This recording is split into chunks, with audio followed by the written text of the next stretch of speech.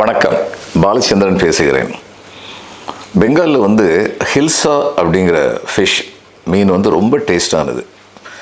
இல்லிஷ்னு சொல்லி வங்க மொழியில் சொல்லுவாங்க. அது மேலே வங்க மக்களுக்கு உயிர்னு சொல்லலாம். இந்த கான்க்ளேவ்ஸ்னு சில ஏரியா இருந்தது. என்னென்னா, பங்களாதேஷுக்கு சொந்தமான சில பகுதிகள் கூச் பிகாருங்கிற நம்முடைய வங்க மாவட்டம் ஒன்றில் இருந்தது. மொத்த மாவட்டத்தில் திடீர்னு ஒரு ஃபர்லாங் அளவுக்கு ஒரு சின்ன ஒரு 500 பேர் 1000 பேர் மட்டும் இருக்கிற இடம் பங்களாதேஷுக்கு சொந்தமானது. இதை கான்க்ளேவ்னு சொல்லும். இதே மாதிரி கான்க்ளேவ் பங்களாதேஷில் இந்தியாவுக்கு சொந்தமானது இருந்தது.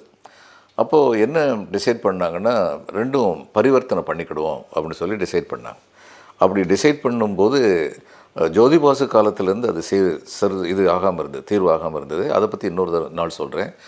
மம்தா பானர்ஜி அங்கே போய் பேசுகிறதா இருந்தது, பங்களாதேஷுக்கு போய் பேசுகிறதா இருந்தது. அப்போ போய் பேசணும்னு சொல்லி இவங்க போகும்போது வங்க மாநிலத்து மக்களுடைய விருப்பம் என்னென்னா, அப்படி போகும்போது அந்த ஹில்சா ஃபிஷ் அங்கேருந்து வாங்கிட்டு வர்றதுக்கும் கொஞ்சம் ஏற்பாடு பண்ணிடுங்கன்னு சொன்னாங்க.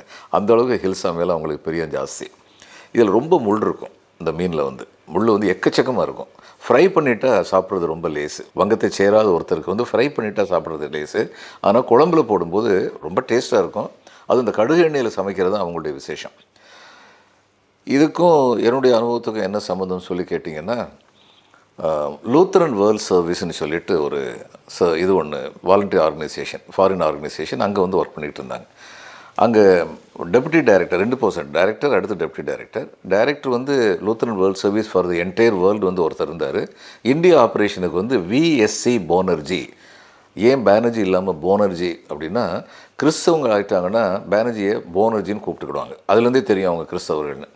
இவர் விஎஸ்சி போனர்ஜி யார் அப்படின்னா, இந்தியன் நேஷனல் காங்கிரஸை தோற்றுவிச்சாங்கள்ல, ஆலன் ஹியூம்னு ஒருத்தரும் டபிள்யூஎஸ்சி போனர்ஜின்னு ஒருத்தரும் சேர்ந்து இந்தியன் நேஷனல் காங்கிரஸை ஸ்தாபித்தாங்க. அந்த டபிள்யூஎஸ்சி போனர்ஜியுடைய பேரன் தான் இந்த விஎஸ்சி போனர்ஜி. வேர்னன் சரத் சந்திர போனர்ஜி அப்படிங்கிறது இவர் பேர். 1948 ஐஏஎஸ் ரெக்ரூட்மெண்ட். அந்நேரம் ஐஏஎஸ்க்கு பரீட்சையெல்லாம் இல்லை.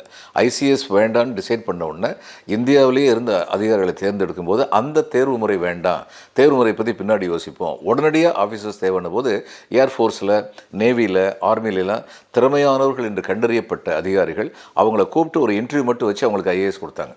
இவர் ஏர்ஃபோர்ஸ்லேருந்து அப்படி வந்தவர். அவங்ககிட்ட ரொம்ப பணம் இருந்தது. அப்போ நான் அவருக்கு இந்த ஹில்சா ஃபிஷ் ரொம்ப பிடிக்கும். அவர் மாதத்துக்கு ஒருக்க வருவார். வரும்பொழுது ஹில்சா ஃபிஷ் நாங்கள் சமைச்சு சாப்பிட அவர் ரொம்ப பிரியமாக சாப்பிடுவார். வீட்டிலேயே சாப்பிட கூப்பிடுவேன் நான். இன்றைக்கி ஹில்சா ஃபிஷ் ஒரு கிலோ 1000 1500 இருக்குது. அன்றைக்கி 12 ரூபாய்க்கு இருந்தது. அப்போது ஃபரக்காவுக்கு போய் அது நதியை எதிர்த்து நீந்துகிற அந்த இடத்துல போய் ஹில்சா ஃபிஷ்ஷை வாங்கிட்டு வருவேன் நான். ரொம்ப பிரியமாக சாப்பிடுவார். சாப்பிட்டு முடித்ததுக்கப்புறம் நான் அவர்கிட்ட சொல்லுவேன், சார் இதில் இந்த இடத்துல அந்த ஸ்கூல் ரொம்ப சிதிலம் அடைஞ்சு போயிருக்கு, பில்டிங்கே நீங்கள் கொடுத்தீங்கன்னா எங்களுக்கு பிரயோஜனமாக இருக்கும். எவ்வளோ ஆகணும் முதல்ல எஸ்டிமேட் போடு. இல்லை சார், எஸ்டிமேட்லாம் போட்டு ரெடியாக வச்சுருக்கிறேன். போட்டு காமிச்சா 2.5 லட்ச ரூபா 3 லட்ச ரூபா அப்படி இருக்கும். அவருடைய டக்குன்னு சொல்லி நான் ஊருக்கு போய் பணம் அனுப்புகிறேன்ப்பா, கல்கட்டாவுக்கு போய் அனுப்புவார். அடுத்து அவரை கௌரவிக்கிற விதமாக அவரையே இனாக்ரேட் பண்ண சொல்லுவோம். அவங்க பணம் கொடுத்தாங்கன்னு சொல்லி லோக்கல் பஞ்சாயத்து பீப்புள் எல்லோரும் இருப்பாங்க. இனாக்ரேஷன் நீங்களே பண்ணுங்கள் சார்னு சொல்லுவோம். இது மாதிரி ஒவ்வொரு தடவை வரும்போதும் நான் அங்கே இருந்தபோது ஏறக்குறைய 15 மாதம் அவர் வந்தார்.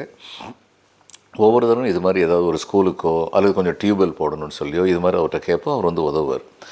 அப்போது எனக்கு ட்ரான்ஸ்ஃபர் ஆன உடனே, சார் எனக்கு ட்ரான்ஸ்ஃபர் ஆயிடுச்சு, இன்னும் 1 மாதத்தில் போயிடுவேன், நீங்கள் வாங்க, நான் உங்களுக்கு ஃபேர்வெல் டின்னர் கொடுக்குறேன்னு சொல்லி அவர்கிட்ட கூப்பிட்டேன். அவர் வந்திருந்தபோது அன்றைக்கி ரொம்ப சந்தோஷமாக 11 பீஸ் அவரே சொன்னார். 11 பீஸ் சாப்பிட்டேன்ப்பா அப்படின்னாரு.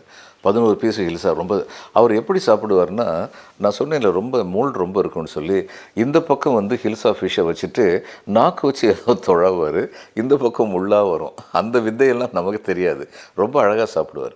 அதுக்கப்புறம் ஹில்சா ஃபிஷ்ஷை அவர் ஒய்ஃப் நார்வேஜியன் லேடி, நார்வேலேருந்து ஒரு அம்மா கல்யாணம் பண்ணியிருந்தார். ஹில்சா ஃபிஷ்ஷை எல்லோரும் கை வச்சு சாப்பிடுவாங்க. அதை ஸ்பூன் ஃபோர்க் வச்சு சாப்பிட்றாலும் இவரை தான் பார்த்துருக்கேன், போனஜியை தான் பார்த்துருக்கேன். இப்போ 11 பீஸ் சாப்பிட்டேன்ப்பான்னு ரொம்ப திருப்தியாக உட்காந்துருந்தார்.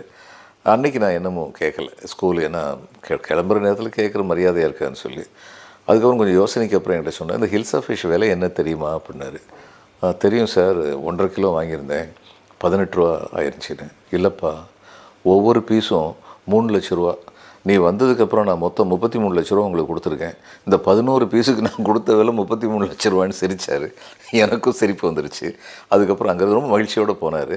அப்போது ஒரு நல்லுறவு வந்து இந்த மாதிரி ஒரு ஆர்கனைசேஷன் கூட இருந்தால் அவங்களுக்கு நம்ம மேலே இவங்க சரியான காரியத்துக்கு தான் நம்மகிட்ட வந்து கேட்பாங்கன்னு சொல்லி அவங்களுக்கு நம்ம மேல் நம்பிக்கை இருந்தால் ஜனங்களுக்கு எத்தனையோ நன்மைகள் நடக்க முடியும் அப்படிங்கிறதுக்கு இந்த ஹில்ஸ் ஆஃப் ஃபிஷ் எபிசோடு வந்து ஒரு நல்ல உதாரணம் என்று சொல்லி இந்த நாள் இனிய நாளாக இருக்கட்டும், இனியும் தொடர்வோம் என்று கூறி முடிக்கிறேன். வணக்கம்.